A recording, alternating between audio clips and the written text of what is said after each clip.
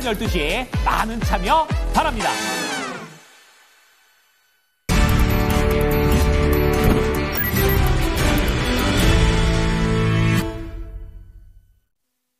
마감의 정석입니다. 토마토 투자자문의 김정수 운용역 연결하겠습니다. 안녕하세요. 예, 안녕하세요. 오늘도 보면서 해석이 안 되는 게 몇 개 있어서 질문을 먼저 드리면서 또 운영님의 시각으로 시장 분석도 같이 좀 부탁드립니다. 뭐가 궁금하냐면요. 첫 번째로 SK하이닉스가 오늘 굉장히 좀 많이 갔잖아요. 이게 의미 있는 움직임인지 왜 갔다고 보시는지. 그리고 두 번째로는 지금도 실시간으로 말씀드리는 사이에도 계속해서 저점을 낮추고 있는 이 원달러 환율의 동향. 이거는 또 어떤 이유가 있는지 좀 전에 1,404원 정도까지도 내려갔었거든요. 환율 변동성이 굉장히 극심한데 이것도 좀 궁금합니다. 운영님 알려주세요. 네, SK 하이닉스가 오늘 급등 흐름이 나온 거는 저는 마이크로소프트하고 메타의 영향이라고 봐요. 우리나라 반도체 전체에 대한 호재였다면 삼성전자 같은 경우도 같이 급등을 했어야 되겠죠. 그리고 삼성전자뿐만 아니라 삼성전기, 그다음에 IT 섹터의 좀 홍풍이라고 한다면은 좀 후발이었던 LG 이노텍이나 디스플레이, 삼성전기, LG전자 이런 주식들까지 이렇게 막 확산이 되는 이런 흐름들이 나왔어야 되는데 지금 뭐 2, 3% 반등 나온 주식들은 그동안 워낙 낙폭이 심해서 좀 기술적으로 이제 나온 거고요. 그다음에 한미반도체라든지 하나비전이라든지 최근에 SK 하이닉스와 관련돼서 이 장비 이 독점이 깨지는 약간 힘겨루기가 좀 진행되고 있는 이런 변수에도 반응하지 않고 오늘은 SK 하이닉스만 반응했다는 얘기는 SK 하이닉스에 대한 머니들이 이 하나만 호재로 선택해서 반응했다라고 우리가 볼 수 있는 거거든요. 그러면은 거기에 영향을 준 게 이 메타하고 마이크로소프트입니다. 마이크로소프트가 실적 발표 특히 애플이나 뭐 테슬라랑 다른 빅테크 관련된 업체에 비해서 마이크로소프트가 어제 급등 흐름이 나왔는데 이제 주력이 클라우드 쪽이 된 거를 확인을 했죠. 그리고 시장 컨센서스를 완전히 뛰어넘는 폭발적인 성장세가 이번에 숫자로 확인을 하다 보니까 우리가 그동안 이제 AI 쪽 관련되어서 투자를 할 때 이거 속도를 좀 늦추는 거 아니냐, 아니 속도 조절하는 거 아니냐. 요거를 항상 마이크로소프트가 먼저 시장에 힌트를 줬었거든요. 그런 뉘앙스들을.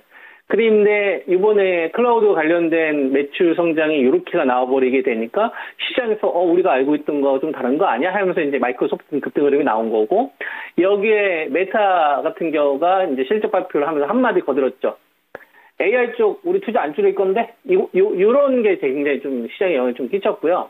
그다음에 엔비디아 같은 경우가 그동안 이 중국한테 제재를 많이 받았었기 때문에 이제 하이엔드급을 납품을 좀 못했었잖아요. 그래서 그동안에는 북미, 그러니까 미국하고 좀 동맹국가가 아닌 나라들, 약간 뭐 중동이라든지 이런 나라들 통해가지고 약간 편법적으로 중국 쪽으로 이 GPU가 들어갔었거든요.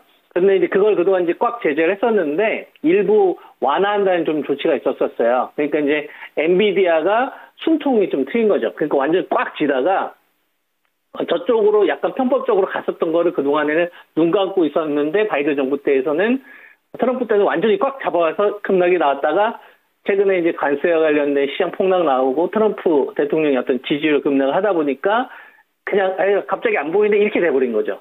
그래서 너희들이 약간 뭐 편법 그 정도서는 그래 어느 정도 허용할게 이렇게 돼버린 거죠. 그러니까 엔비디아가 곧 하이닉스고 하이닉스가 곧 엔비디아거든요. HBM 쪽 관련된 1차 벤더로서 독점적인 지위. 그러니까 인위적으로 막아놨었던 것들을 약간 그 편법적으로 하는 거에 대한 숨통을 하다 보니까 그 디스카운트에 대한 부분들이 원상복귀가 되면서 SK 하이닉스가 오늘 반등이 나온 거다. 다른 주식들에 비해서.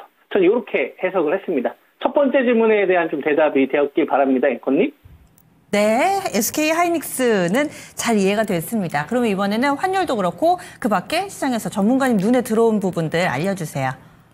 네, 두 번째 환율과 관련된 부분은 이전에 제가 한번 설명드린 적이 있는데요. 지금 1,408원 이걸 보면 안 되고요. 어떤 걸 봐야 되냐면 시장이 급락을 했었던 근본적인 원인이 트럼프 관세로 인한 불확실성이었잖아요. 그 전 세계가 어떤 패닉장을 4월 달에 한번 겪었지 않습니까? 그러면 원래 이런 이 변동성이 커졌을 경우에는 달러 선호 현상, 금처럼 생각하는 달러 선호 현상이 커졌는데 이게 80년 만에 좀 달라졌다라는 이야기를 제가 해드린 적이 있죠. 그래서 우리나라 같은 경우 뭐 해외 이제 여행 가시는 분들 같은 경우 환율 급하게 하실 필요 없다. 그런 이야기를 제가 했던 적이 있어요. 우리나라가 이제 원화 강세로 갈 수 있는 이런 요인들을 만드는 거니까. 그러니까 이거는 이제 출발이 트럼프 대통령에서 시작을 좀 한 거죠. 그죠? 그러니까 지금 환율이 급락세가 나온 거는 어떤 걸 의미를 하는 거냐면 달러의 지위가 과거처럼 이제 국권에게 믿음직스럽게 투자할 필요는 없겠다라고 생각하는 돈들이 이제는 행동에 나서기 시작을 하는 거라고 보는 겁니다. 그러니까 굉장히 우리나라가 미국하고 중국하고 2022년도 2월 말에 러시아가 우크라이나 침공하고 나서부터 환율이 1380원대였던 것이 거의 뭐 1500원까지 가는 거의 뭐 한 3년간에 걸친 이런 상승이 있었거든요. 이 기간 동안에 워낙 약세가 있었고, 우리나라가.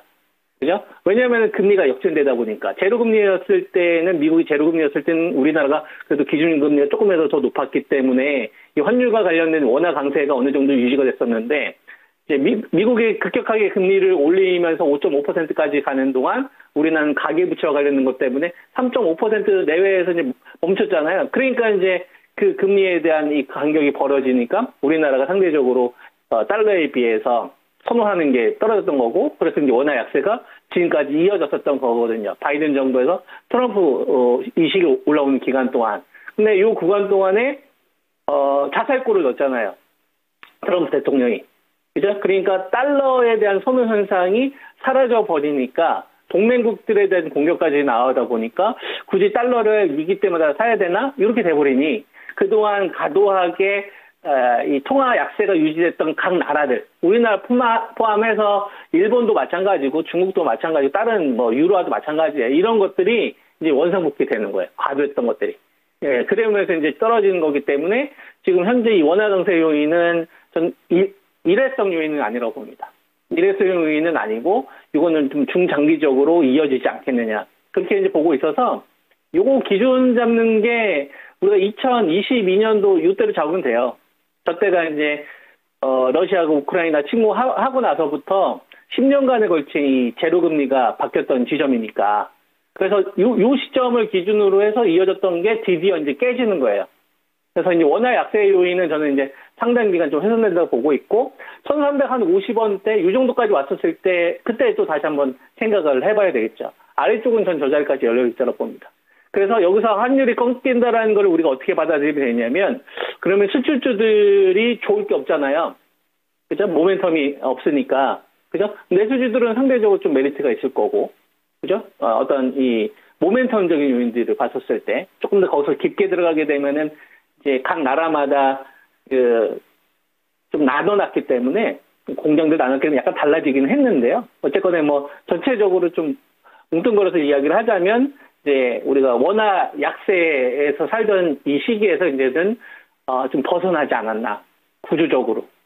네, 그래서 해외여행 가더라도 달러를 굳이 급하게 살 필요는 없다. 전 이런 관점으로 좀 보고 있고 자연스러운 과정이다. 이렇게 이제 환율과 관련된 답변을 좀 드리도록 하겠습니다. 지금 질문하신 거 1, 2에 대해서 제가 의견을 좀 드렸는데 시간이 몇 분이나 남았을까요? 지금 한 3분 정도 자유발언 해주시면 되겠습니다. 네. 그러면 답변은 충분히 됐죠? 너무 말끔하게 해소가 됐어요. 그러면은 세 번째는 막 떠오르는 질문은 없고 그냥 제가 해요? 마무리해요? 네. 연휴 이후에 어떻게 해야 될까요? 연휴 이후에는 저는 이렇게 봅니다. 오늘 시장에서 2559에서 버텼는지가 중요하지 않아요. 이게 중요하지 않아요. 2550에서는 뭐가 중요하냐면 버티는 게 중요한 게 아니라 새로운 주도주의 출현이 나타나야 돼요. 새로운 주도주. 네. 자, 여기서 중요한 게 새로운 주도주라고 했어요. 자, 여러분 HD 현대중공업이 다시 여기서 전구점을 치러 간다고 칩시다. 하나오션이 다시 전구점을 치러 가요. 삼성중공업이 다시 전고점을 치러 가고 하나 에어로스페이스가 다시 전고점을 치러 가요. 하나 시스템이 오늘 6% 올라왔는데 그냥 다음 주 치고 가는 거지. 그러면 여러분 이건 새로운 주도주의 출현입니까? 아니면 기존 주도주의 유지입니까? 이건 새로운 주도주의 출현이 아니에요. 원래 주도주였던 애들이 자금 조금 더 가서 가는 거죠.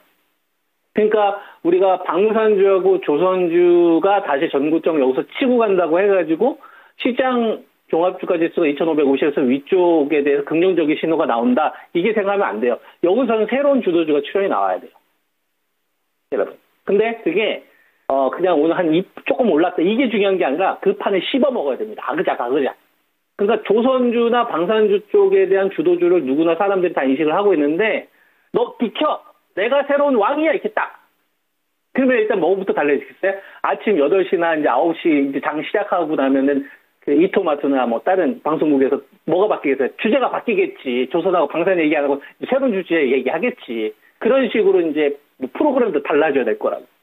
그게 나타나야 돼요. 근데 지금 안 나타나잖아요. 오늘 약간 꿈틀거리는 거 보니까 지금 바이오 쪽에서는 ABA 바이오, BBB 셔틀 있잖아요. 뇌 쪽. 그죠? 그 다음에 팩트론. 그 다음에 인벤티지랩. 비만 쪽하고 이제 치매 쪽, 뇌 쪽, 올릭스 이런 애들은 움직이고 있는데 얘네들 사이즈가 작잖아요. 근데 오늘 보니까 이제 삼성바이오로직스가 조금 움직이더라고요. 그죠? 그러니까 얘가 다음 주에 저기에 돈이 퍼지는지를 봐야 돼요. 명분은 있어요. 일라이릴리가 비만 치료제 중국에서 생산하지 않습니까? 우시 쪽에서. 그럼 뭐 생물보안법 다시 꺼내놓고 니들 거기서 생산하지 말고 앞으로 일라이릴리 산발사 생산해 이런 식으로 뉴스 나오면은 이슈를 만약에 만든다면 그러면 뭐 바이오 쪽에 대한 솔림화 현상을 만들 수 있겠죠. 그러면 그때는 뭐 새로운 주도주의 출현이 될 거고 그러니까 다음 주에 삼바가 됐든 셀트리온이 됐든 얘네들이 한 2, 3천 원 붙어야 된다고. 근데 셀트리온은 이제 5월 9일에 실적 발표가 있으니까 아직 시간이 남았고 삼성바이오로직스는 실적 발표했으니까 얘 쪽으로 이제 돈을 쏘는 게 나오는지 필요한 거지. 근데 790억 말고 한 2, 3천억이 붙어야 돼요. 2, 3천억이 붙으면서 이제 위탁 관련된 업체들, 오늘 좀 대웅제가 고개를 들던데, 이런 애들이나 에스팜이나 바이넥스, 기존의 ADC 쪽으로 대표됐던 애들에서 위탁 쪽 관련된 업체들 쪽으로 돈이 몰린 형태의 흐름이 나오면 이건 더 가겠다는 얘기예요. 그러면은 종합주가 지수는 2630까지 열리는 거예요. 이해하시죠? 조선주하고 여기에 붙었을 경우, 바이오가 붙었을 경우. 그 다음, 요 구간에서 만약에 반도체 뚝 무너지고, 반도체, 삼성전자가 만약에 다음 주에 전저점을 깨지는 거지. 그리고 LG 에너지 솔루션도 전저점을 깨지고, 현대자동차가 만약에 전저점을 깨진다, 다음 주에. 그럼 어떻게 되는 거예요? 그럼 2470인 거예요. 2550에서 제가 80포인트 빼면 된다고 했잖아요. 그죠? 그래도 시장은 계속 뭐예요, 여러분? 박스권 지속인 거예요.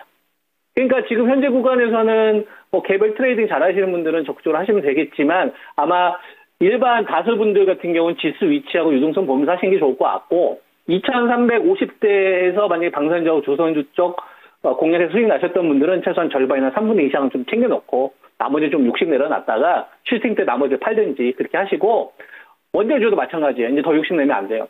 그 다음에 제가 이야기했던 게 건설기계였었잖아요. 그죠? 건설기계 최근 들어서 좀 꼬물꼬물하지 않습니까? 시장은 좀 별 볼 일 없어서 현대인프라코어나 현대건설기계나 제가 이야기해도 이쪽 괜찮다고 했잖아요. 자, 그 다음에 전력주가 조금 더 움직이는데 얘네들도 반등이 좀 한계는 있을 것 같고 키워드가 바이오 쪽에 자금을 몰리는 흐름들이 나올 거냐. 이게 관전 포인트가 될 것 같은데 아직은 나타났다고 이야기를 못할 것 같아요. 좀 확인이 좀 필요하지 않나. 네, 근데 그나마 가능성 여기가 좀 보여서 제가 언급은 좀 해드리는 건데 뭐 전체적으로 잘 참고해서 대응하시기 바랍니다. 네. 알겠습니다. 그럼 다음 주에 뵙겠습니다. 네, 한 주 수고하셨습니다. 네.